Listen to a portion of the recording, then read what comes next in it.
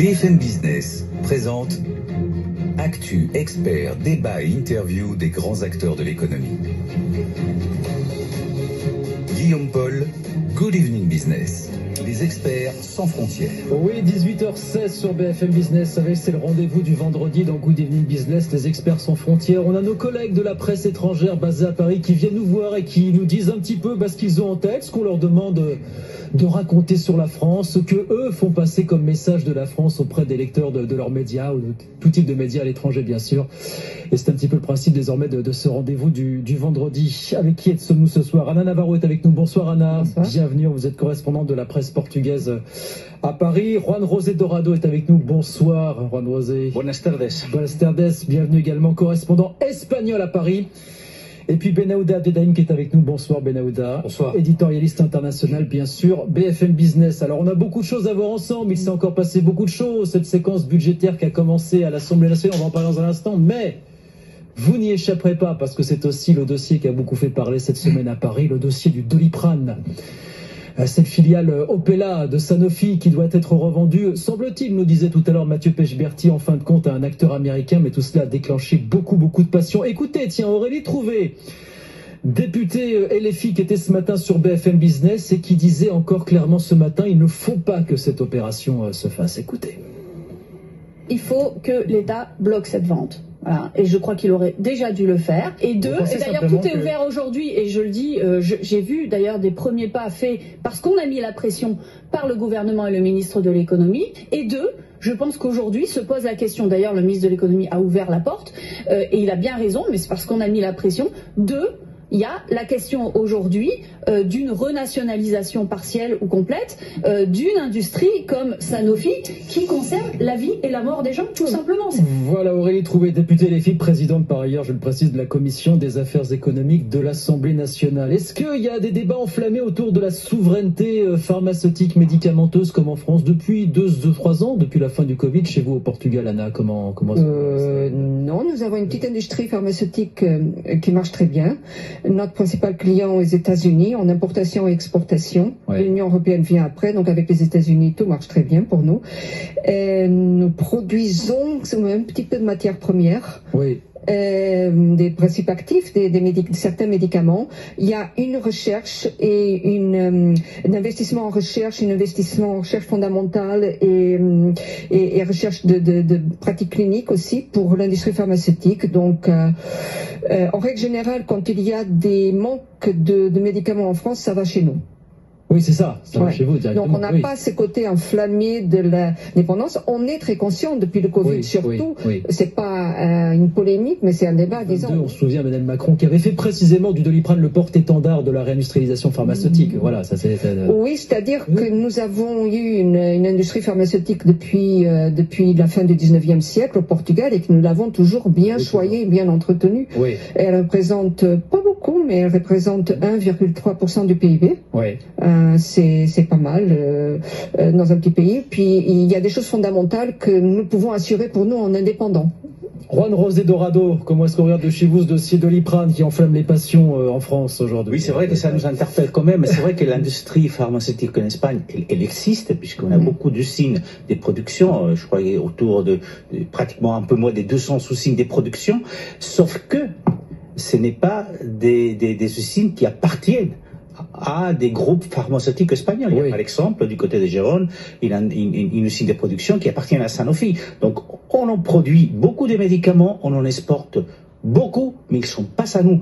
Dans ce cas-là, c'est vrai qu'on regarde la France avec un regard assez particulier parce qu'on se dit, en fait, cette histoire des Doliprane, ça pourrait nous arriver si demain des investisseurs étrangers propriétaires des gros groupes pharmaceutiques décident de commencer à fermer des usines de production en Espagne. Oui. Comment est-ce qu'on va faire? Parce que l'industrie pharmaceutique en Espagne aujourd'hui, c'est un peu plus de 20 milliards par an. Donc, c'est quand même, il y a un chiffre d'affaires important. Rien que Sanofi, je regardais, c'est quand même 1500 personnes qui travaillent pour Sanofi en Espagne. Donc, le problème, c'est que nos groupes pharmaceutiques n'ont pas l'importance des groupes français. Oui. Mais on a une industrie qui continue à marcher, mais on regarde très attentivement ce qui se passe en France, parce que les malheurs de voir de l'industrie partir ailleurs, l'Espagne, effectivement, pourrait être pour nous un grand problème dans l'avenir. Au Portugal, il y a quelques années, on a beaucoup regardé du côté des Asturies, parce que la plus grande production d'usines, production d'aspirine au monde est aux Asturies en Espagne. C'est Bayer. Et le président du conseil de la province de province d'Asturies disait, mais vous savez, chez nous, dans notre terre, les gens viennent pas, les entreprises viennent pas pour utiliser les fonds qu'on leur donne, se servir des gens et ensuite partir. Ça se fait pas chez nous. Hein. Et Bayer est là depuis 80 ans. Bayer est là depuis 80 ans aujourd'hui. Ben Aouda, comment est-ce qu'on regarde ça en Europe aujourd'hui, fondamentalement? Ça s'inscrit dans ce débat de la Commission européenne numéro 2 de Ursula von der Leyen, qui elle-même a mis en avant l'enjeu de souveraineté industrielle. Elle a fait de cette souveraineté industrielle, notamment dans le secteur pharmaceutique, une priorité affichée, donc cette prochaine Commission européenne. Et on peut voir aussi que on a beau gouverner ensemble ici, libéraux et conservateurs, mais au Parlement européen, les conservateurs parlent davantage le même langage que la gauche radicale et LFI, que les libéraux, pour faire court, le groupe macroniste. Donc de ce point de vue-là, les lignes de partage à Paris ne sont pas les mêmes qu'à Bruxelles, avec quand même l'idée, c'est quand même classique, et ce n'est pas propre à la France, d'avoir l'impression toujours de découvrir la Lune, de se faire berner, et pas plus tard que hier, la CDU allemande mettait en cause le gouvernement, la coalition gouvernementale à Berlin pour son incapacité à saisir les signaux de l'OPA rampante de la banque Unicredit italienne sur la Commerzbank, avec notamment une réunion, ça a été révélé aujourd'hui, une réunion entre le principal conseiller économique du chancelier Scholz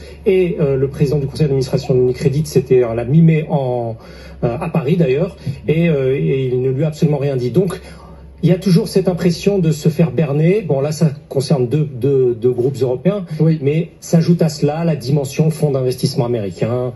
Et donc là, vous sortez les drapeaux, sachant qu'il y a un député européen libéral français qui dit vous et moi, n'importe qui peut produire du paracétamol, c'est dans le domaine public. Donc de ce point de vue-là, ce sont deux conceptions totalement différentes politiques. C'est très particulier parce que là on parle du secteur pharmaceutique, mais il n'y a pas que le secteur pharmaceutique.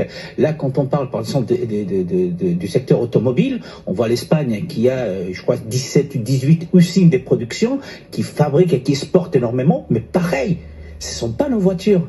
Ce ne sont pas nos investisseurs qui sont en Espagne. Quand on parle de la transition écologique, là, il y a un rapport de McKinsey qui est sorti, qui dit l'Espagne, c'est bien d'avoir l'envie politique d'avancer dans la transition écologique, mais au niveau de l'industrialisation dont vous avez besoin pour avancer dans la transition écologique, vous êtes encore loin des standards qu'il faudrait appliquer. Donc effectivement, ce qui se passe du côté, le regard national, parfois est aussi très loin du regard européen. Et je fais une dernière référence par exemple à la fabrication des panneaux solaires qui ont été donc essentiellement externalisés du côté de la Chine et que maintenant on essaye de le ramener en Europe. Anna Navarro. Et puis il y a un autre aspect. Oui, l'Union européenne maintenant, jusqu'environ 2008, par là, l'Union européenne prenait en la défense soi-disant la défense des consommateurs, qu'on ne devrait pas tenir compte de l'intérêt des États, qu'on devait vendre plus offrant, qu'il devait avoir des privatisations, que l'État ne devait pas être actionnaire. C'était le jeu de la concurrence, voilà. Le jeu de la concurrence. C'est magnifique, le jeu de la concurrence. Au nom du jeu de la concurrence, le Portugal a été obligé par l'Union européenne à vendre l'équivalent d'EDF en France, EDP, on disait, l'électricité du Portugal, de la mettre en vente. Qui est l'acheteur? Une société de droit privé chinoise détenue à 99% par l'État chinois. Donc l'État chinois a le doigt sur l'interrupteur de l'électricité au Portugal, chez nous actuellement. En plus, l'investissement qu'ils ont fait à l'époque est déjà amorti. Ils ont déjà récupéré pratiquement tout l'argent, les milliards qu'ils ont dépensés, parce que c'est une entreprise qui donne des profits, et c'est une entreprise qui donne d'excellents profits dont nous nous sommes privés. Nous avons vendu la poule aux œufs d'or. Et donc ça, c'était une politique de l'Union européenne. Donc l'Union européenne peut causer d'énormes dégâts dans chaque État, uniquement pour des raisons idéologiques. Il faudra peut-être qu'à un moment donné, les États se trouvent un juste milieu. Est-ce que vous ne pensez pas que l'Europe a fait voler son logiciel quand même sur ces questions? Elle a fait voler son logiciel. Évoluer. Oui, elle le fait évoluer. On fait aujourd'hui le contraire de ce qu'on prenait il y a 15 ans, franchement.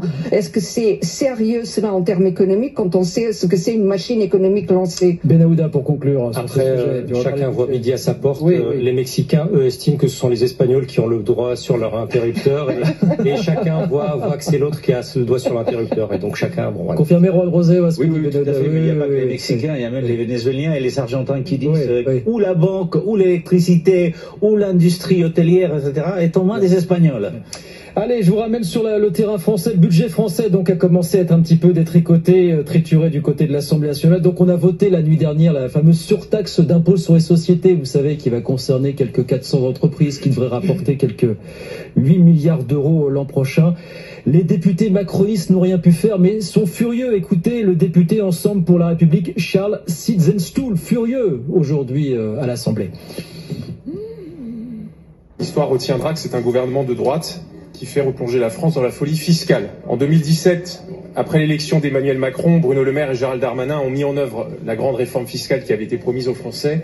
Et l'une des pierres angulaires de cette réforme fiscale, c'était la baisse de l'impôt sur les sociétés, le ramener à 25%, c'est-à-dire dans une moyenne à peu près européenne, et surtout de maintenir la stabilité de ce taux d'impôt sur les sociétés. C'est extrêmement important pour les investisseurs, pour l'attractivité et pour redonner des marges de manœuvre à nos entreprises. Donc là, on nous présente une hausse importante et qui va se pérenniser de l'impôt sur les sociétés. Moi, je ne peux pas y souscrire. Je demande la suppression de cet article. Voilà, alors folie fiscale, ça on laisse au député que l'on vient d'entendre la responsabilité de son propos. Est-ce que vous dites sur ce paquet, on en a déjà parlé, on s'est vu il y a quelques semaines, on n'avait pas encore ces chiffres dans le détail. On n'avait pas encore les chiffres.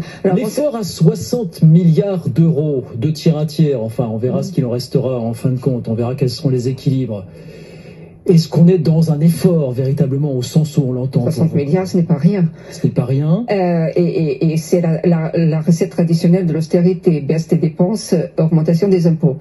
Là, il y a quand même une tentative de ne pas, de peut-être ne pas trop ponctionner ou punir les revenus les plus bas et les entreprises les plus petites pour l'instant. Mais ce n'est pas vrai, parce que la France, qui a un tissu de très petites entreprises qui est extraordinaire, qui représente plus la moitié du PIB, les TPE, qui représentent plus de 6 millions d'emplois, eh bien ces entreprises, avec l'augmentation de l'électricité, elles n'auront pas un impôt sur ils vont répercuter. Profit, mais elles vont être répercutées. Vous savez, il y a d'autres choses aussi, c'est très intéressant. Des entreprises comme Total ou comme d'autres, pour ne pas les nommer, elles ont leur siège social aux Pays-Bas. Ce qui veut dire qu'une grande partie de leurs impôts sont plutôt payés en dehors de la France. Il y a une partie qui est payée pour ce qui est produit en France, mais pour pour une grande, pour tous leurs bénéfices mondiaux, ce n'est pas répercuté dans le pays d'origine. Le Portugal a quelque chose de curieux, je pense qu'au pied des États-Unis. Une entreprise portugaise, même si elle met son siège social aux îles Vierges ou aux Pays-Bas, eh bien, elle est obligée de payer au Portugal un impôt sur la totalité de sa marge, de ses bénéfices. En partie totale aujourd'hui, voilà, en France. Voilà, j'ai dit cette entreprise, mais il y en a beaucoup d'autres qui font ça. Et donc, ça pourrait être une solution, parce que, voilà, il y a beaucoup d'impôts qui échappent à la France.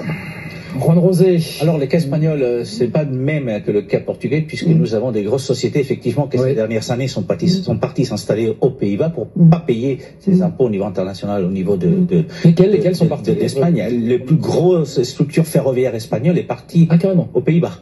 Donc, elle s'est installée aux Pays-Bas.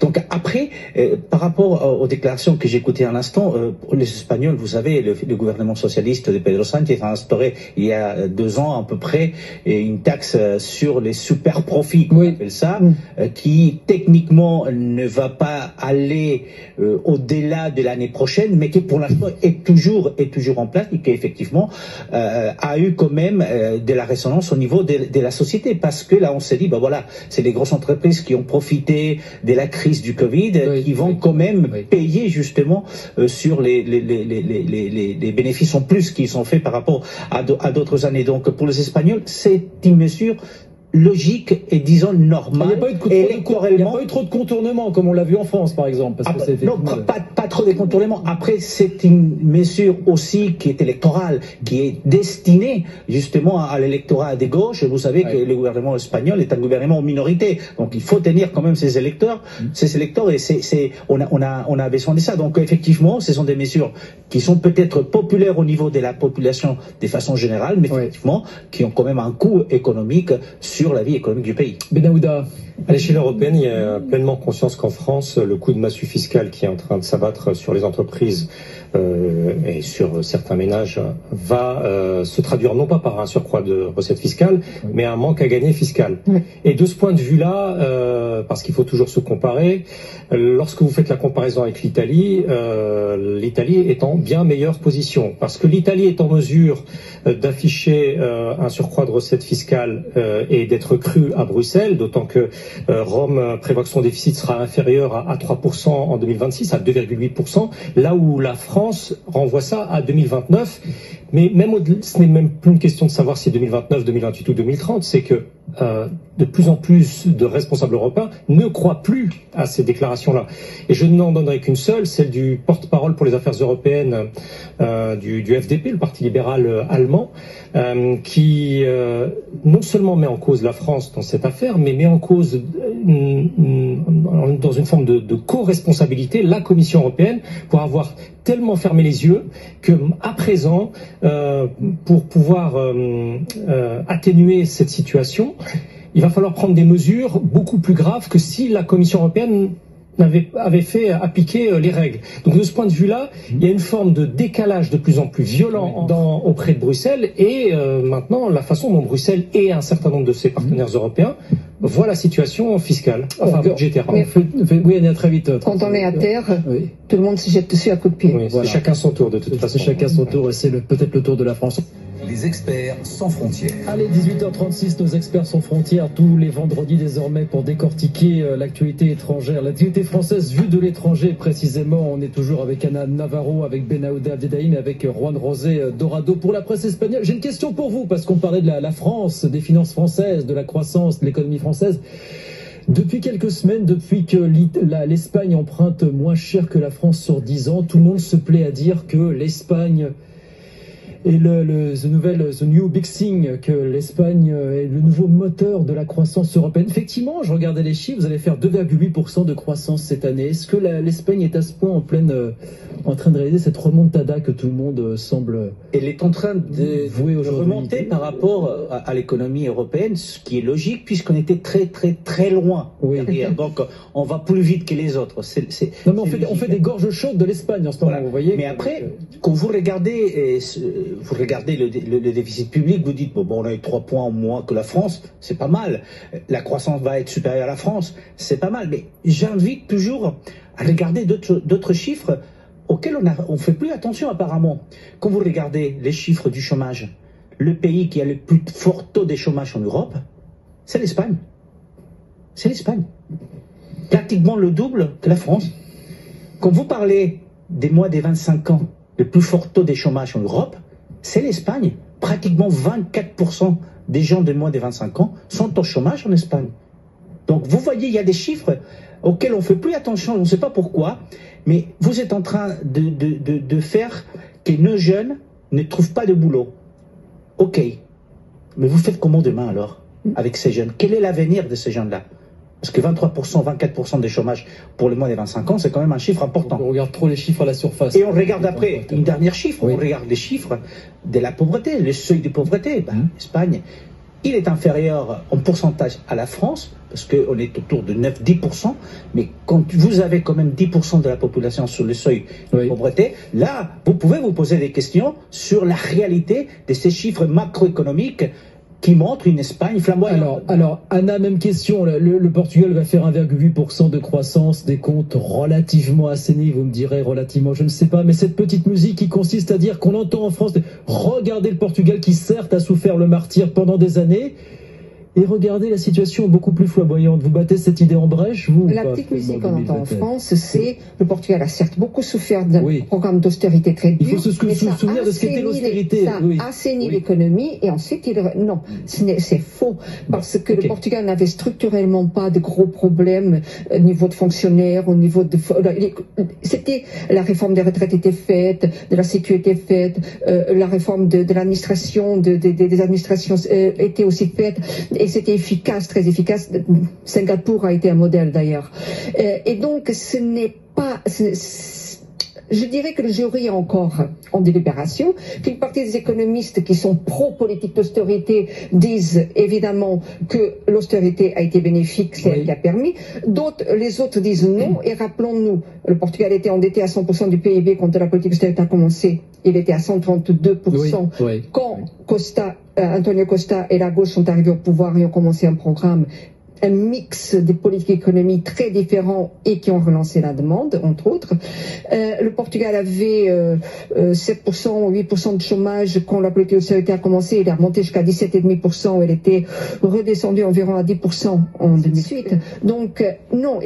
Des entreprises fermées, des gens qui sont morts littéralement parce qu'ils ne pouvaient pas se soigner, parce qu'ils ne pouvaient pas se nourrir correctement. Une simple grippe provoquait des excédents de taux de mortalité, etc., etc. Donc non, ça a été très très dur, ça a été très sombre, et ça n'a vraiment pas que des entreprises papa-maman est fermé, des petites boutiques, des petits commerces est fermé, et qu'on nous dise ensuite que ça c'est un assainissement de l'économie, c'est une bêtise sans frein. Ce qu'il faut comprendre, c'est que les pays du Sud, l'Espagne, l'Italie, le Portugal, mais surtout l'Espagne et le Portugal, à cause de la crise financière de 2008 et puis celle de 2011-2012, ont commencé beaucoup plus tôt les mesures d'austérité ou de rigueur. Vous les appelez comme vous voulez. Et donc, Anna disait, voilà, on avait fait la réforme de retraite. Mais la réforme de retraite a été faite en Espagne. Chez nous aussi. À partir de 2014, et sur 16 ans. On l'a pas fait. Il y a un an et sur 3 mois pour que rentre tout de suite en application.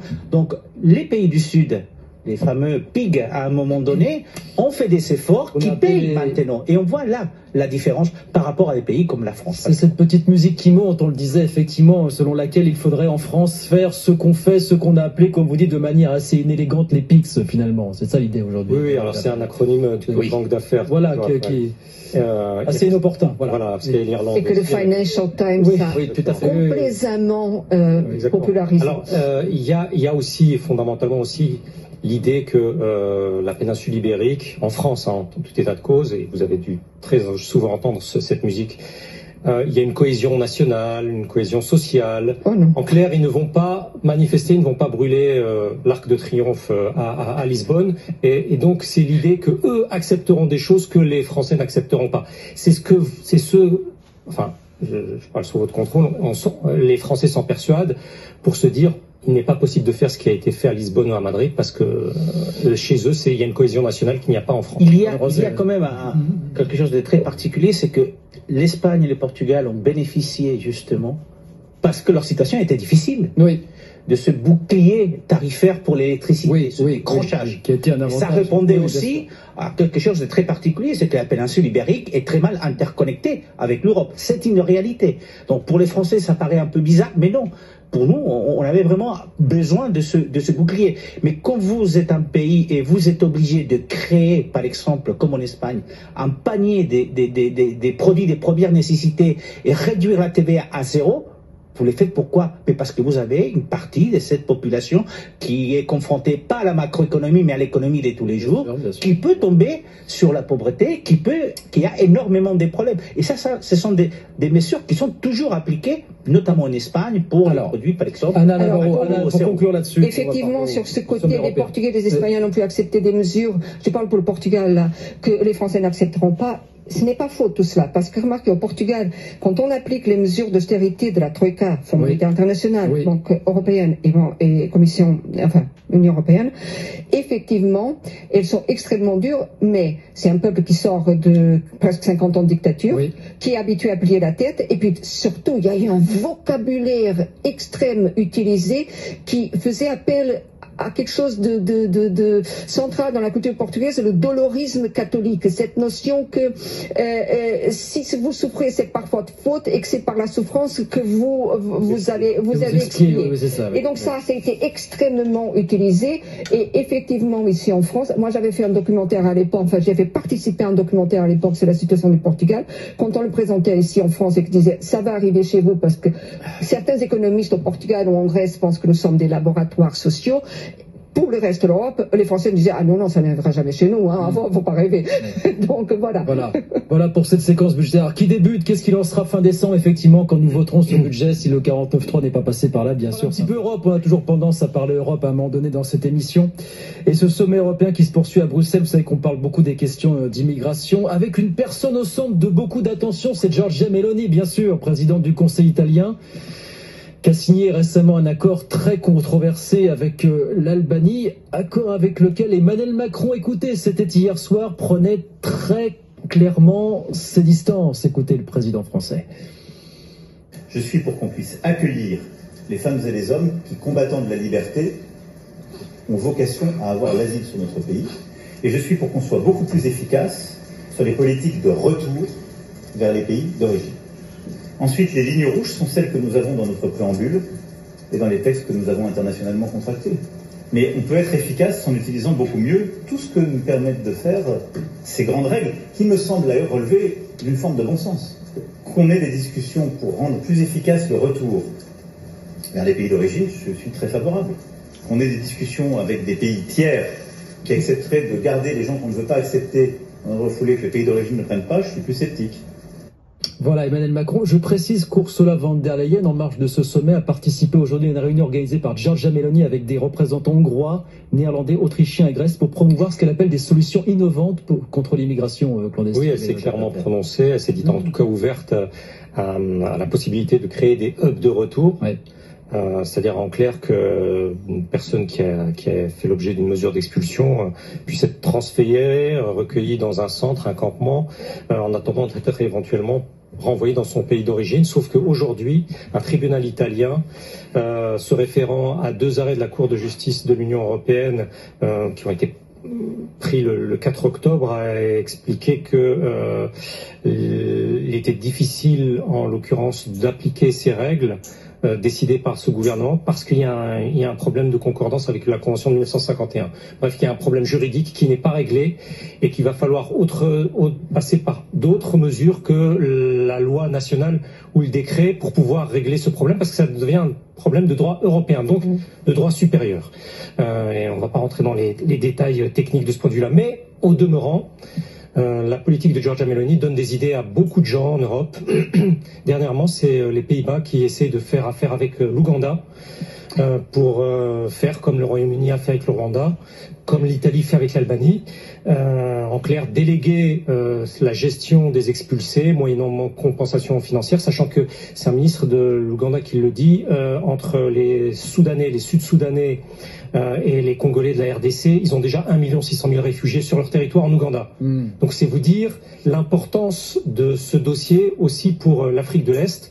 Mais il y a bien une jurisprudence Meloni qui est en train de s'installer en Europe. Est-ce que cette jurisprudence Meloni fait des émules dans vos pays respectifs auprès des partis populistes relayés par les partis Je ne sais même pas à combien se situent électoralement parlant les partis populistes d'extrême droite dans vos pays respectifs, l'Espagne et le Portugal. Aujourd'hui, l'extrême droite représente au Parlement 12%, la moitié de ce qu'elle représente, par exemple, en France. Oui. Et lors des dernières élections législatives en Espagne, que c'était donc en juillet 2023, l'extrême droite a baissé par rapport aux élections d'avant. Donc pour vous dire on parle beaucoup de l'extrême droite en Espagne, mais en fait c'est le seul pays européen où elle descend. On est très loin de l'Italie, on est très loin de la France, des Pays-Bas, de la Suède ou de l'Allemagne encore. Donc en Espagne, le président espagnol s'est clairement positionné contre la mesure qui a été annoncée de externaliser la gestion justement des arrivants.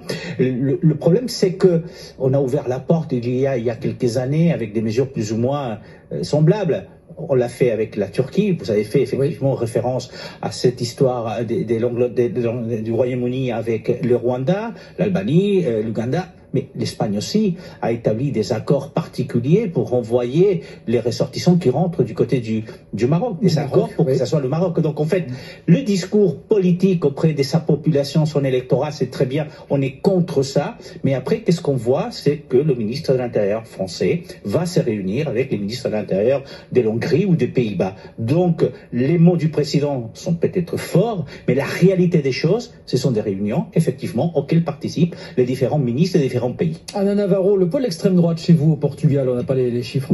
Depuis mars, il est passé de un député à 50. Un député à 50. Plus de 20% du Parlement. Oui. Le Parlement a 230 sièges. Donc voilà, mécontentement surtout avec la classe politique, avec les cas de corruption qu'il y a eu au Portugal, et mécontentement avec une classe politique qui a quand même réussi un miracle économique portugais. Donc c'est dire, mais il y a d'autres situations, logement, santé et justice. L'immigration a été assez exploitée par le parti d'extrême droite, mais ça n'a pas pris tellement. Ils ont surtout eu plus de succès avec leur diatribe contre les minorités ethniques, notamment les gitans portugais, qui sont sédentarisés, mais qui restent un peu une communauté un peu à part, comme en Espagne d'ailleurs. Donc, de ce côté-là, mais le Portugal est dans une situation un peu différente par rapport à l'immigration, parce que nous sommes à la pointe de l'Europe, nous sommes dans l'Atlantique. C'est très difficile d'arriver chez nous.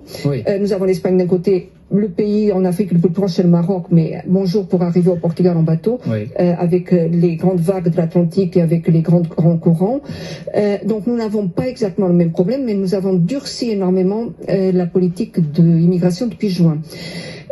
En juin, il y a eu deux choses. D'abord, il y avait énormément de 400 000 dossiers en attente de régularisation ou pas, de refus ou d'acceptation, de demande d'immigration légale au Portugal. Ils avaient dépassé largement le délai établi par la loi. Le gouvernement a dit, c'est notre faute. Donc, on va les étudier et régulariser massivement.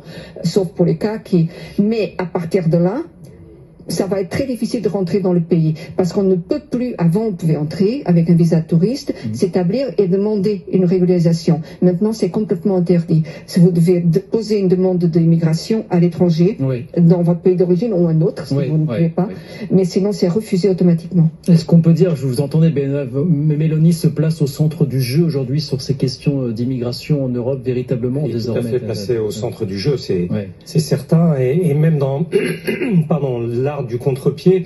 Là, elle est à Beyrouth ce soir pendant que les chefs d'État américains, français et les deux chefs de gouvernement allemands et britanniques se trouvent à Berlin parce que c'est le haut commissaire aux réfugiés qui le dit.